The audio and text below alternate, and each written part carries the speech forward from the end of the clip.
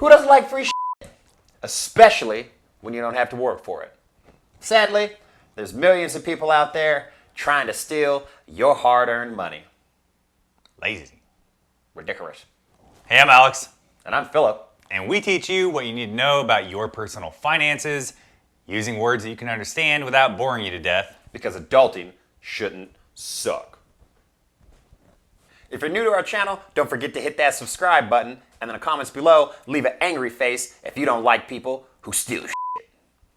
In this video, you're going to learn about the 6 different ways that people can steal your identity, how to protect yourself and prevent it from happening, and what to do when and if it happens to you. Oh, it's going to happen. I've been a victim of identity theft. I know. It's hard to do.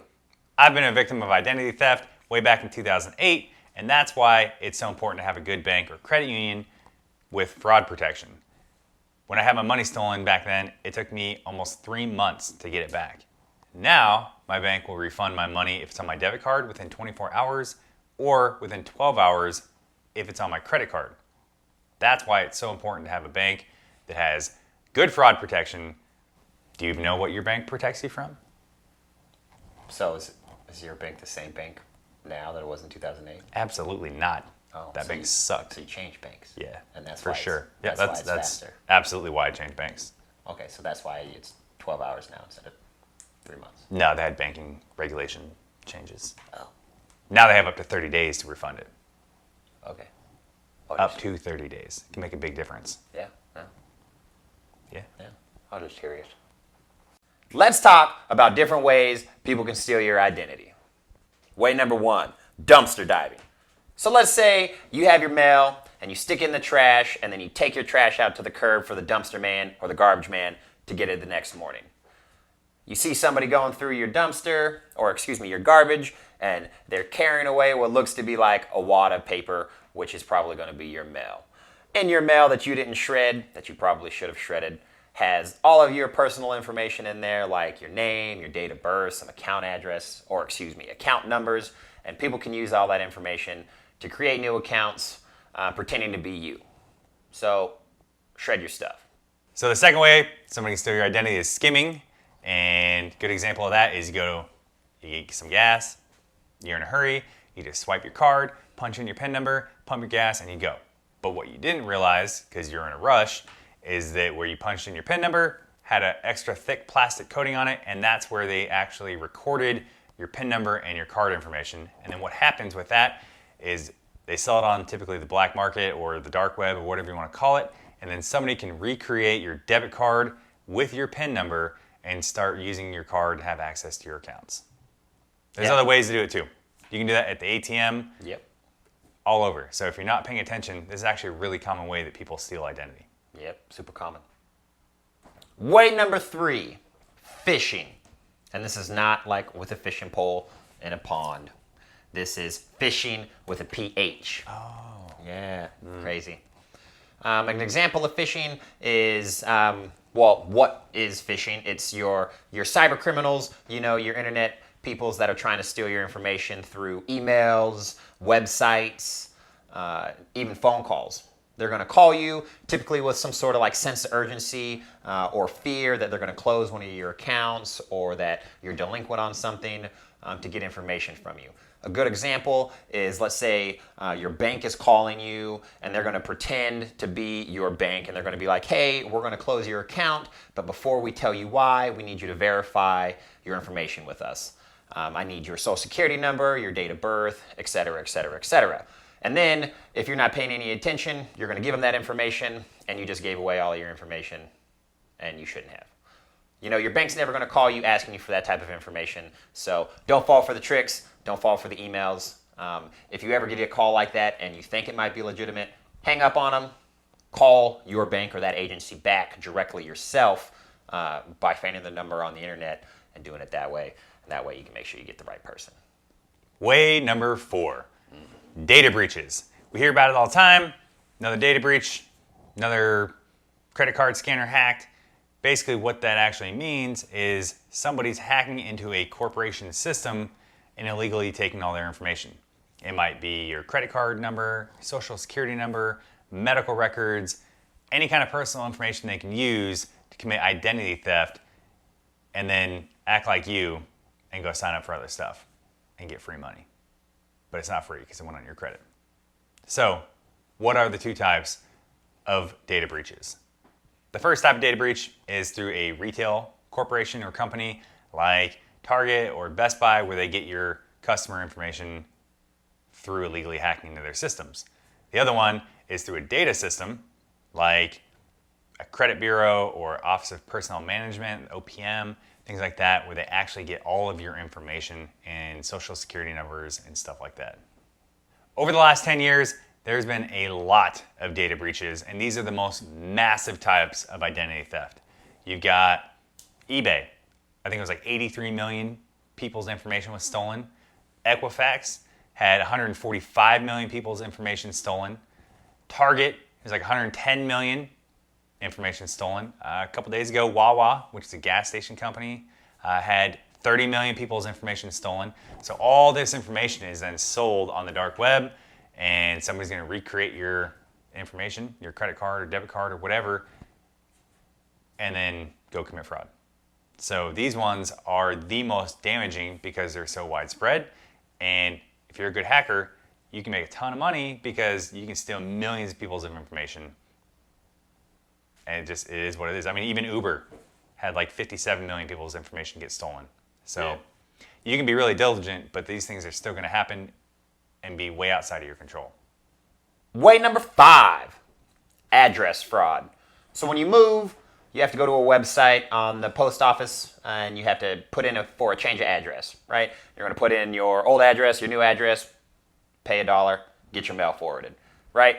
Super simple, super easy, something that you need to do to get all your mail redirected to your new house. Unfortunately, the downside of that is if somebody else does that and you didn't move, then a thief can redirect all of your mail to their house, and in your mail they're going to have all sorts of information that they can use to identify you. Address fraud is going to be one of the most easiest ways that people can get identity theft done on you, and if you don't catch it right away, it could be one of the most damaging. In your mail that thief is going to get with just putting in their address into a website and forging your signature, these people are going to gain access to your credit card statements, any other loan statements that you might have, your bank statements, pretty much anything that you have coming in the mail. They can get access to all of that stuff. A thief can use all that information that they get to open up new accounts, to change your accounts, to get new credit cards sent to them, increase limits, etc., etc., etc. All stuff that, if you're not paying attention, can happen to you. Way number 6 is old-fashioned stealing. Good example of that is, let's say you go to the gym, like this guy, and you go park your car, somebody watches you park your car, and then you go in and you're probably going to be in the gym for at least an hour, and they know that, so then they do a smash and grab, and hopefully you didn't have like your wallet or your purse in your glove box or on your seat or whatever, because if you left it in there, now they have access to your ID, so they know where you live, they know what your address is. A lot of people are not smart enough to not carry their social security card in their wallet, which is a big no-no, by the way. So if you did that, now they have access to your social security card and they can commit identity theft real easy. Or they just have access to all your debit cards and credit cards and they can go max those out or drain your bank account. I know, because I was dumb enough and I did that one time. They totally stole my wallet after they did a smash and grab at the gym. It sucked. Smashed and grabbed the car. Yeah, that. Not him. So how do you prevent it? Or how can you help prevent it? Because realistically, it's going to happen. If you use your debit card or your credit card, even PayPal, anything, it's probably going to get taken at some point. So best ways you can use, or best practices that you can do to help prevent these things, thing number 1, shred everything.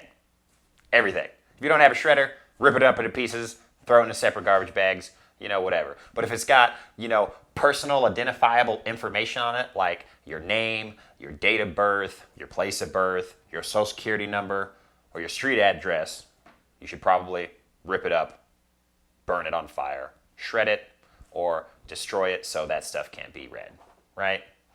Thing number 2, don't ever give out your PIN or any sort of passwords to your information, especially like through email. Nobody's going to call you or email you or text you asking you for your PIN or your password, all that type of stuff. Not going to happen, so don't give it out. Also, don't ever carry your physical Social Security card with you in your wallet. If you open up your wallet right now and it's inside of your purse or your wallet, shame on you. Put it away in a safe, give it to your parents, do something with it.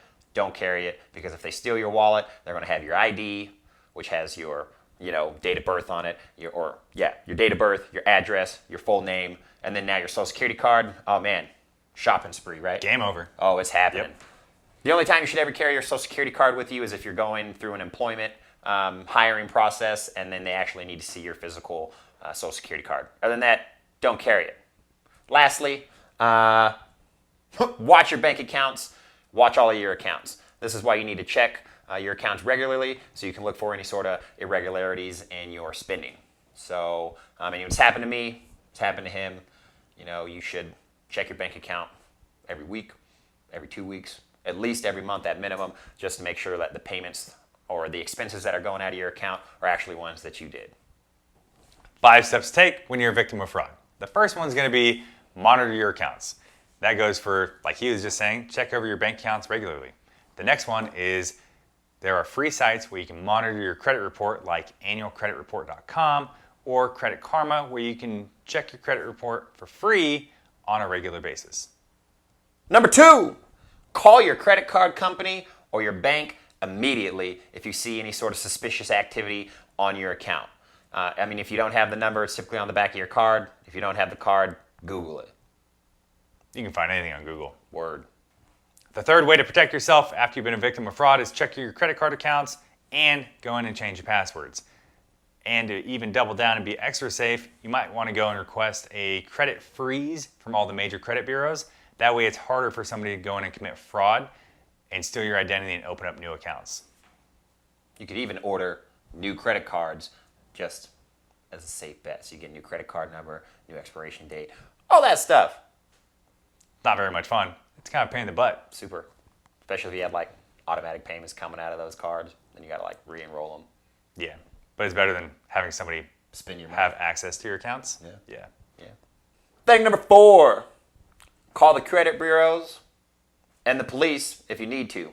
After it happens, after the fraud happens, you want to watch your credit card statements and your credit reports for the next few months, just to make sure that nothing else fishy is going on and that you caught all of the stuff that was being frauded.